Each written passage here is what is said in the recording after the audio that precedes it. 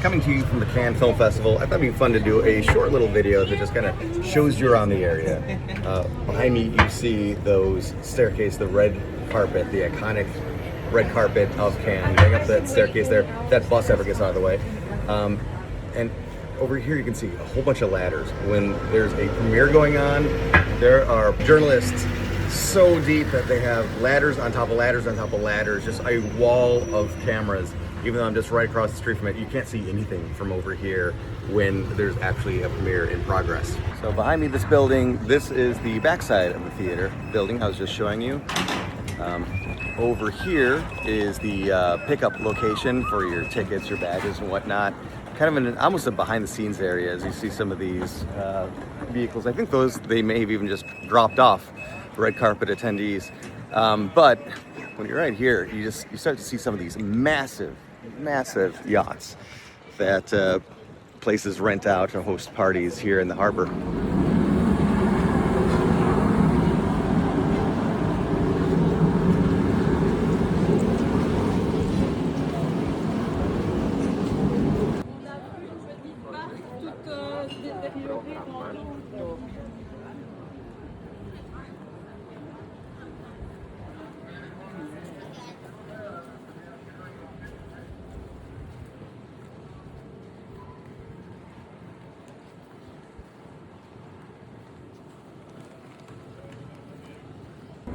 So yes, of course, curiosity got the best of me, and I had to look it up. And some of these go for hundreds of thousands of dollars per week to rent.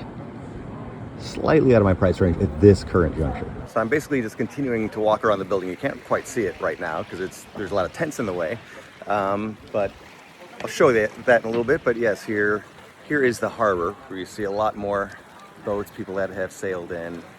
Some gargantuan boats out there. There's also a helipad out there, so you'll see the really hot shots. They're flying in on a helicopter. You'll see those coming and going all the time. But this area, I love it so much. And you're gonna get a lot more video of it because I do love it so much. It's the pavilions.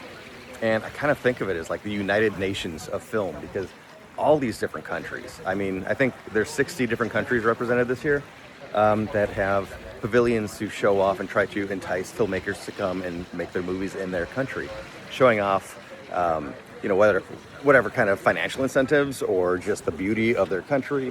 It's just a place of national pride. But yeah, so United Nations of Film over here on the backside of the main convention center building.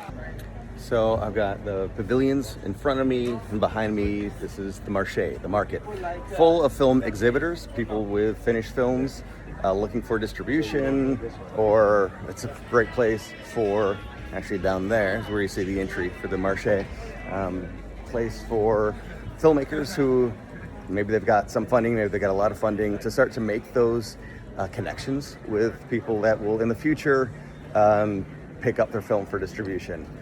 Something I heard this year, which I think is a really great note, is that don't expect to come and sell a film right away, but this is where you come to begin those relationships that will pay off in time. So I just popped into the Ireland tent, of course, because Irish cinema is awesome and fun. And while I was in there, a Ukrainian immersive filmmaker, VR, augmented reality filmmaker came in. We struck up a conversation. I ended up shooting an interview with him right there at the Irish Pavilion. And again, this is why Cannes is so much fun. Just bumping into people from around the world, all coming to the same place to celebrate telling stories. And yes, hopefully we'll make millions of dollars in the process, but short of that, spending a life telling stories, entertaining people, meeting friends, it's a good time. Now, like the Christmas orientation, pick one from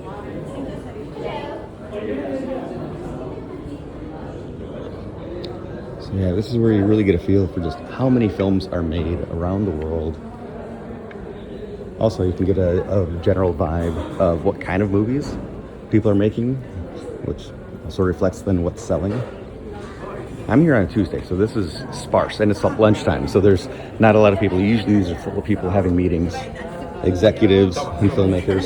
We love the film. We love the film. Yeah, there we go. Yes. One happening right there. But there's, I want to say 3 floors like this. And it just goes on and on.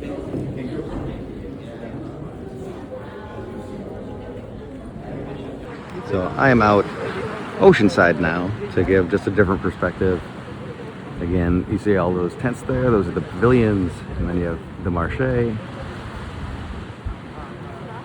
leading up to the theater there. More and more and more. Those are all different countries.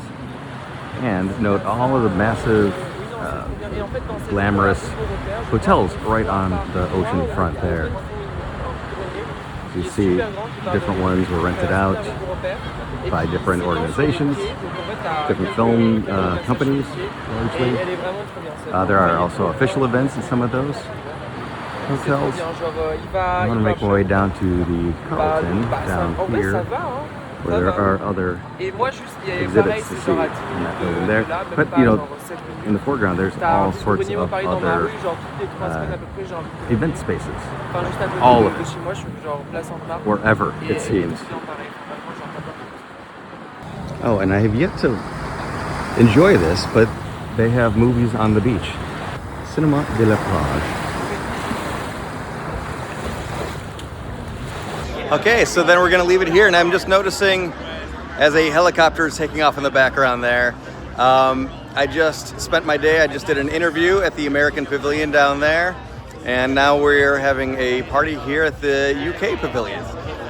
So this was not meant to be here's everything in the world you need to know about Cannes, about the Cannes Film Festival.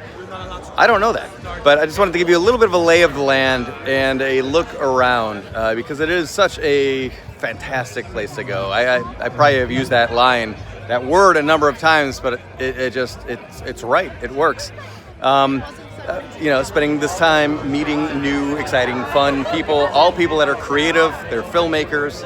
I just really cannot say enough about this being one of the most approachable festivals, surprisingly, to me. I was expecting it to be so much more guarded, but this is such an easy place to meet new people, make friends, meet future collaborators. So thanks for going on this little tour with me, and hey, maybe I'll see you next year. Vive la France!